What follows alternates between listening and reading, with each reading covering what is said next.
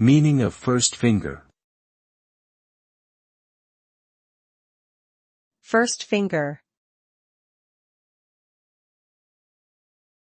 First finger.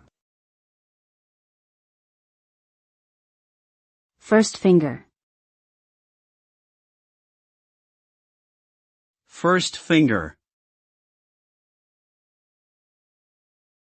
First finger generally refers to the index finger, which is the finger that is located next to the thumb on the human hand. The index finger is used for pointing, touching, and tapping, among other things. It is also commonly used in various cultural and social gestures, such as beckoning, indicating direction, and making signs. In the context of music, the first finger is often used to play notes on stringed instruments such as guitars, violins, and cellos.